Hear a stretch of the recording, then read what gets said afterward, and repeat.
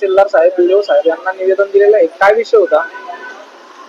Sir, मी मालखेडा गावाचा रहिवासी म्हणून आम्ही आमच्या ग्रामसेवक साहेबांना निवेदन दिलं होतं की मागील 5 वर्षात जी ग्रामसभा झालेली नाहीये गावामध्ये, तर त्या संदर्भात आता 15 ऑगस्ट येत आहे, तर तुम्ही गावामध्ये ग्रामसभा लावा.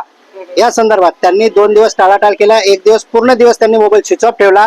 त्यानंतर कसं तरी 15 ऑगस्टच्या दिवशी सकाळी 9 वाजता आमचा त्यांच्याशी संपर्क झाला. आम्ही माणूस पाठवून अक्षरशः शोधून काढलं त्यांना. तेव्हा ते सापडले.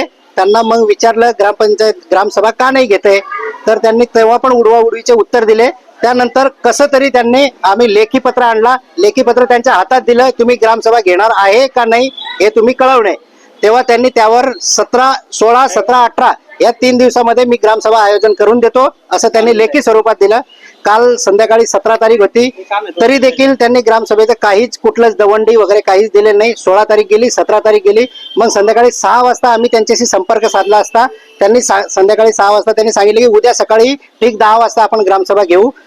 ते देखील रात्री 8 वाजेला त्यांचा तिकडूनच कॉल आला आणि सांगितलं की एका ग्रामसेवकाचं ग्रामसभेमध्ये पारोळ्यामध्ये एका ग्रामसेवकाचा मृत्यू झालाय, त्या कारणाने सगळ्या ग्रामसभा रद्द करण्यात आलेला आहे. आम्ही त्या ग्रामसेवकाच्या दुःखात नक्कीच आम्ही सहभागी आहोत. पण मग त्यांनी जे सांगितलं त्याप्रमाणे आम्ही निश्चिंत झालो की ठीक आहे, नाही होतंय, पुढे 8 दिवसात होईल, 5 दिवसात होईल असं काहीतरी, म्हणून आम्ही निश्चिंत झालो.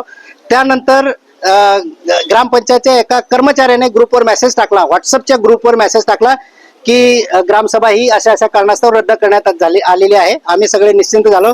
त्यानंतर दुसऱ्या दिवशी सकाळी कोणी उठलं असेल नसेल तोवर आज सकाळी ठीक 8 वाजता आज सकाळी ठीक 8 वाजता ग्रुपवर मेसेज येतो की 9 वाजेला ग्रामसभेचे आयोजन केलेले आहे, तरी जास्तीत जास्त संख्येने उपस्थित राहावे.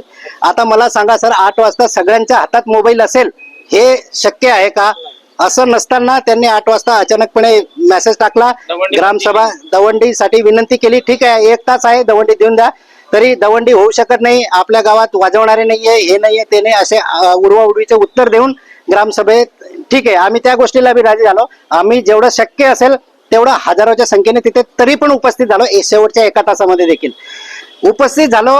तर सरपंचच्या अध्यक्षतेखाली सभा होईल असे सांगितले, ग्रामसेवक येऊ शकत नाही. ठीक आहे, आम्ही त्या गोष्टीला विराजी झालो. सरपंच महिला असून महिला सरपंच तिथे उपस्थित नव्हती, हे सगळ्या व्हिडिओ फोटोमध्ये प्रूफ आहे. महिला सरपंच नसताना एक उपसरपंच आणि सरपंच पती यांना कोणी अधिकार दिलेला आहे ग्रामसभा घ्यायचा?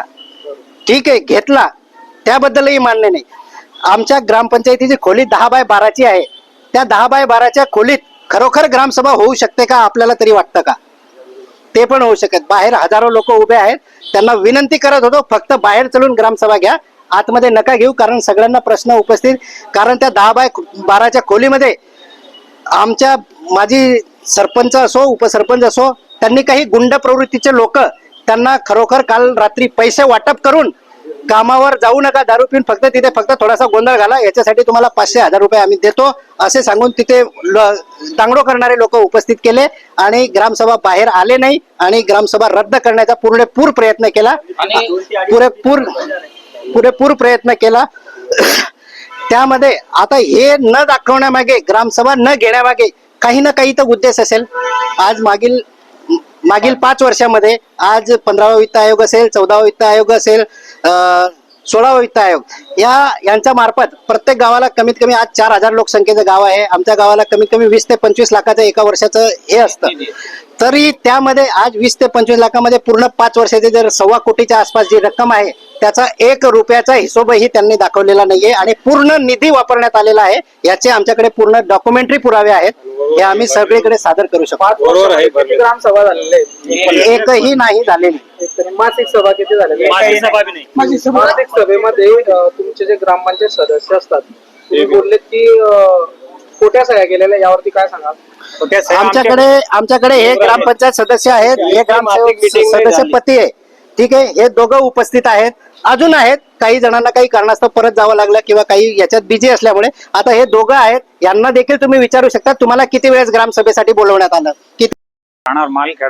मालखेडा ग्रामपंचायत सदस्य सुरुवातीला फक्त 1-1.5 वर्ष अगोदर 2 ते 4 ग्रामसभा नाही सॉरी मासिक मीटिंग घेतल्या गेल्या, त्यानंतर एकही मासिक मीटिंग घेतली गेली नाही.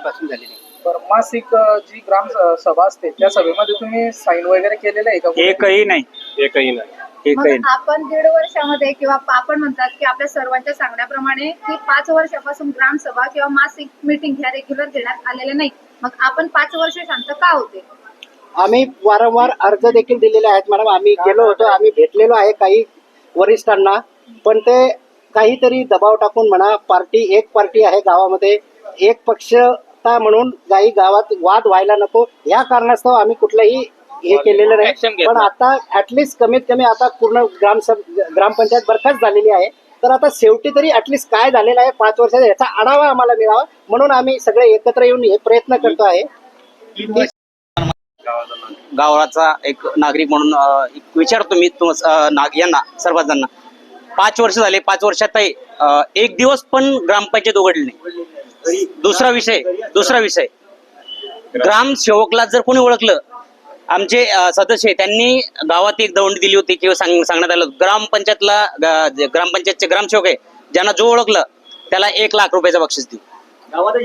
ग्रामपंचायत नाही उघडली नाही, ग्रामपंचायत ग्रामसेवक नाहीत, आणि त्याच्यानंतर मग निधी एक निधी, आणि आता एक पेवर ब्लॉक एका ठिकाणी बसवलेले आहेत, त्याच्या एका जागेचं लोकेशन देऊन 4 निधी निघालेले आहेत.